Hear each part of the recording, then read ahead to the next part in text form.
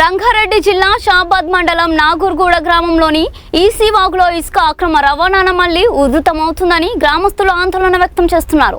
ఇసుక మాఫియా అడ్డు అదుపు లేకుండా తవ్వకాలు జరపడంతో వాగులో భారీ గుంతలు ఏర్పడి ప్రమాదాలకు దారితీస్తున్నాయని, భూగర్భ జలాలు తగ్గిపోతున్నాయని గ్రామస్తులు ఆరోపించారు. పలుమార్లు అధికారులకు ఫిర్యాదు చేసినా చర్యలు లేకపోవడంతో గ్రామస్తులే అక్రమ రవాణాదారులను అడ్డుకొని పోలీసులకు సమాచారం ఇచ్చారు. పోలీసులు చేరుకునే లోపే అక్రమ రవాణాదారులు జేసీబీలు, టిప్పర్లు, ట్రాక్టర్లను వదిలి పారిపోయారు. పోలీసులు వాహనాలను స్వాధీనం చేసుకొని పోలీస్ స్టేషన్ కు తరలించారు. ఇప్పటికైనా కఠిన చర్యలు తీసుకోకపోతే పెద్ద ఎత్తున ఉద్యమం చేస్తామని గ్రామస్తులు హెచ్చరించారు.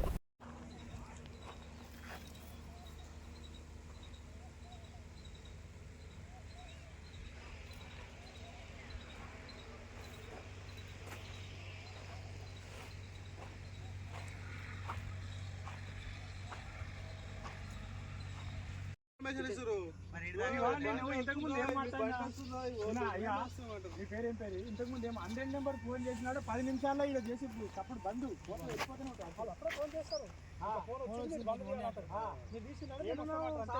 అంటే హైదరాబాద్ ఉన్న రెడ్డి సాబ్ వస్తున్నా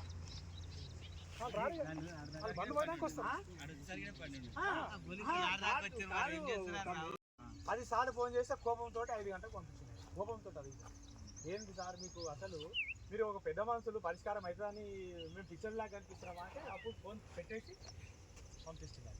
కోపం మీద వస్తున్నారు చూడబా అంటున్నాయి. అప్పటికల్లా వెళ్ళిపోయారు. వీళ్ళకి అక్కడికి వస్తున్నా బండి ఇక్కడ కొడుతున్నాయి.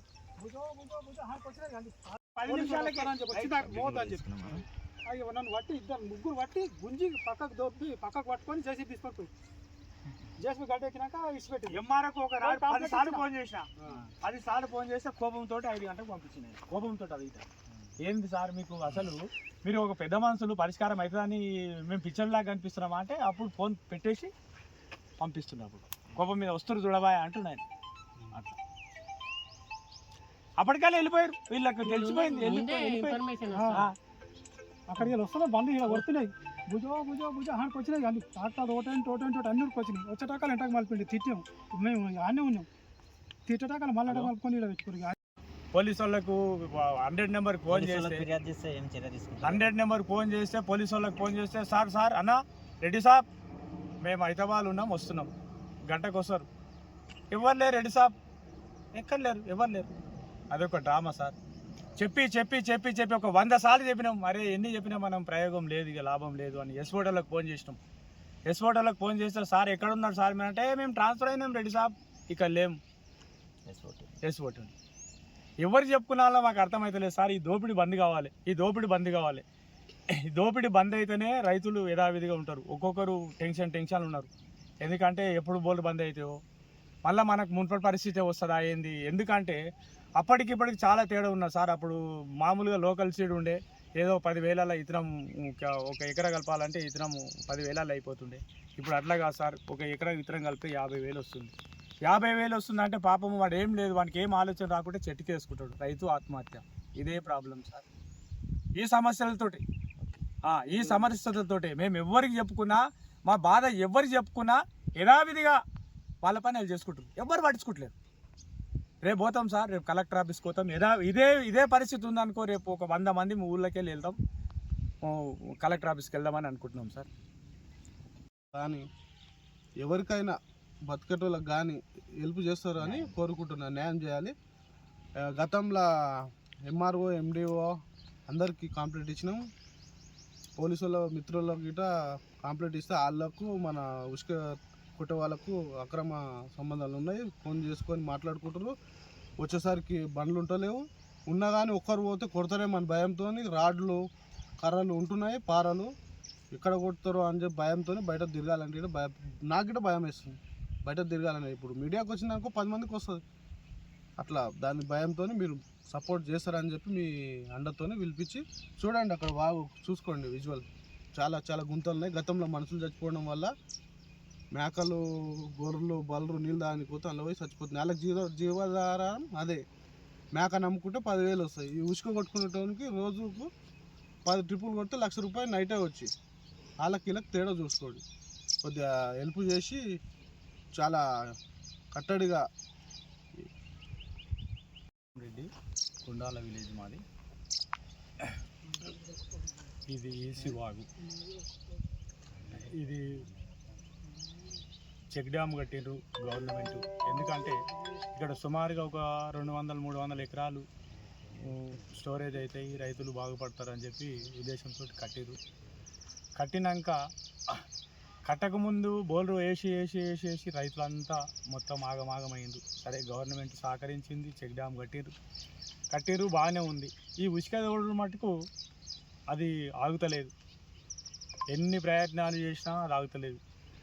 ఎస్ఓటి వాళ్ళు అయిపోయారు, ఎంఆర్ఓ అయిపోయింది, పోలీసు వాళ్ళు అయిపోయారు. అన్ని మాకు సజెషన్ ఏంటి, కనీసం మేము ఎట్లా చేయాలి, ఏం చేయాలి అంటారంటే కూడా వీళ్ళకి చెప్పండి, వాళ్ళకి చెప్పండి, అందరు చెప్పినాం. ఒక కలెక్టర్ ఆఫీస్ తప్ప మిగతా అన్నీ అయిపోయినాయి. మీరు మాకు సహకరిస్తారని మేము కూడా అనుకుంటున్నాం. మీరు సజెషన్ ఇవ్వండి. మేము కలెక్టర్ ఆఫీస్కి పోయి రేపు ఎల్లుండే ఇదే విధంగా ఇదే దోపిడీ జరిగిందనుకో, రేపు మేము కలెక్టర్ ఆఫీస్కి ఒక 100 మంది విలేజ్ నుంచి వెళ్ళి 100 మంది వెళ్ళి అక్కడ కూర్చుంటాం. ఇది ఏంది పరిస్థితి, ఈ పరిష్కారం అయిన దాకా అక్కడ లేవం. ఇది కావాలి పరిష్కారం. ఇదే టెంపరేచరు ఒక వారం 10 రోజులు ఇదే ఉందనుకో, మళ్ళీ మున్పటి కథకే వస్తుంది సార్.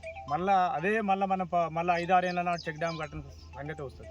ఇంకోటి బాగుపట్టేళ్ళు ఒక 5-6 మందే దొంగలు, గజ దొంగలు. వాళ్ళే స్టోరేజ్ను వాళ్ళే దోపిడీ చేసేటోళ్ళు ఒక 5-6 కుటుంబాలే బతున్నాయి. కానీ 100కు కనీసం 50 కుటుంబాలు రోడ్డు పాలు అవుతాయి సార్. ఇదే పరిస్థితి ఉంటే దయచేసి మీరు సహకరించమని వచ్చిర్రు. మేము కూడా రేపు పోతాం, కలెక్టర్ ఆఫీస్కి పోతాం. మా పరిష్కారం ఏంది అది అయినంత వరకు లేవు. ఇది రుద్రారం. ఈ వాగు వచ్చేసి నాగర్గూడ ఈసీ వాగు అంటారు. వాగులో నైట్లో ఉసుక అక్రమంగా తరలిస్తున్నారు. భూగర్భ జలాలు పడిపోతాయని చెప్పి వ్యవసాయదారులు భయపడుతున్నారు. భయపడమే కాదు, గతంలో వర్షాలు లేక బోర్లు ఎండిపోయినాయి. మక్కలు, టమాటాలు వేసుకోవడానికి ఇబ్బంది పడ్డారు. ఈ చెక్ డ్యామ్ కట్టిరు, అయినా చెక్ డ్యామ్ వల్ల వాటర్ నిలుస్తున్నాయి, కొద్దిపాటు నిలుస్తున్నాయి. ఆ కొద్దిపాటుతో పాటు ఉన్న జనాలు ఉసుక తరలిస్తున్నారు. ఒక ట్రిప్ వచ్చేసి 5,000-10,000 అమ్ముకుంటారు బయట. వాళ్ళు అమ్ముకుంటూ బాగానే ఉన్నారు. బోర్లు వేసేటోళ్ళు ఇబ్బంది పడుతున్నారు. గతంలో మేకలు, మనుషులు ఈత కొట్టేటోళ్ళు ఇంట్లో.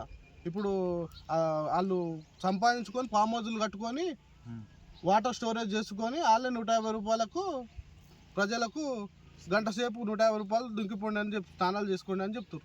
అంటే అంత అధ్వానంకి వచ్చింది విలేజ్.